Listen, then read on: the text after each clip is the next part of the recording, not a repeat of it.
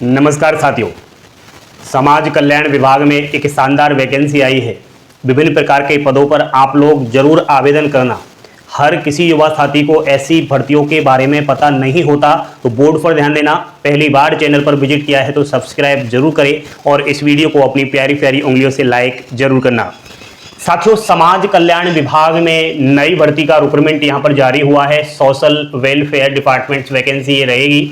तो आप लोगों को बता दूं, all India state wise notification जारी हुआ है।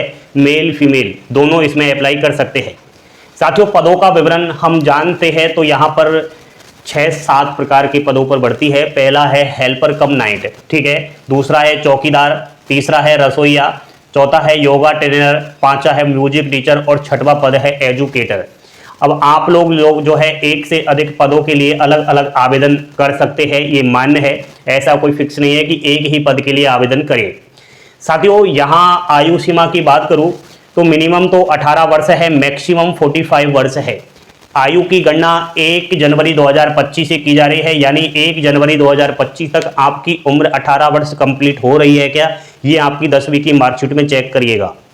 यहाँ पर आरक्षित वर्ग को अधिकतम आयु सीमा में छूट दी जाती है, जैसे कि ओबीसी को 3 वर्ष की छूट है, एससी एसटी को 5 साल की छूट है, फीमेल को भी 5 साल की छूट है। इस तरीके से इसमें जो चयन होगा ना, बिना किसी परीक्षा के डायरेक्ट चयन होना है, कोई एग्जाम्स नहीं होगा।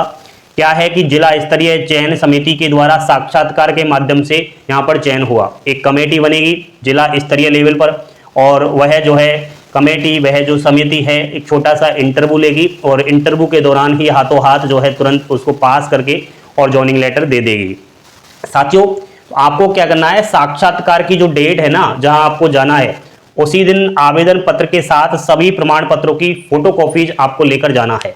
नेक्स्ट हम बात करते हैं यहाँ पर कि आवेदन पत्र का जो माध्यम है वो कैसे रहेगा। तो देखो भाई, एक तो आप ईमेल आईडी पर आप अपना फॉर्म भेज सकते हो या हाथों हाथ जमा करवा सकते हो। क्या करना है कि सहायक निदेशक जिला बाल संरक्षण इकाई कार्यालय समाज कल्याण विभाग में आपको जाना होगा। वहां पर हाथों हाथ फॉर्म लेना पड़ेगा और तुरंत फॉर्म भर के आपको भरना पड़ेगा। वैसे ईमेल आईडी भी है, वहां भी आप फॉरवर्ड कर सकते हो, लेकिन ज्यादातर मैंने ये देखा है कि ऑफलाइन तरीके से अगर आप लोग फॉर्म अप्लाई करवाने जाते हो यहाँ, तो आपके सिलेक्शन के ज्यादा चांसेस रहते हैं। ईमेल पर तो क्या है, हजारों विद्यार्थी जो है फॉर्म अप्लाई करते हैं तो वो देखने में ही नहीं आता, तो ये काम करना। बाकी देखो, योग्यता की अगर बात करूं तो इसमें मिनिमम तो 8वीं पास है, और वैसे तो देखें तो 10वीं पास भी है, 12वीं, ग्रेजुएशन, विशिष्ट शैक्षणिक योग्यता। भाई कोई और आपने ग्रेजुएशन से अलावा करने कोई अन्य सर्टिफिकेट वगैरह ले रखा है वो, या फिर कोई और आपके पास डिग्री डिप्लोमा है, ये तो आपकी मार्कशीट वगैरह की आपको फोटो कॉपी चाहिए। अन्य डॉक्यूमेंट्स में आपके जाति प्रमाण पत्र यानी कि कास्ट सर्टिफिकेट, आधार कार्ड, अनुभव अगर आपने पहले ले रखा है तो उसका सर्टिफिकेट, मूल निवास प्रमाण पत्र, बाकी जो नॉर्मली आपके डॉक्यूमेंट्स होते हैं वो सब आपको लेकर जाना पड़ेगा। इसमें एक और चीज है कि कंप्यूटर क्षेत्र में ज्ञान है तो ठीक है, एमएस ऑफिस पर काम करने की क्षमता अगर रखता है तो उसको इसमें वरीयता मिलेगी, क्योंकि कुछ पद यहाँ पर ऐसे हैं जहां आपको जो है कंप्यूटर पर काम करना पड़ेगा। बाकी तो दोस्तों ज्यादातर चौकीदार हुआ, रसोईया हुआ, योगा ट्रेनर हुआ, तो इनसे तो कोई कंप्यूटर का काम ही नहीं करवाया जाएगा। अब देखो, सैलरी जो रहने वाली है, मिनिमम सैलरी 7,944 रुपए और मैक्सिमम 10,000 रुपए।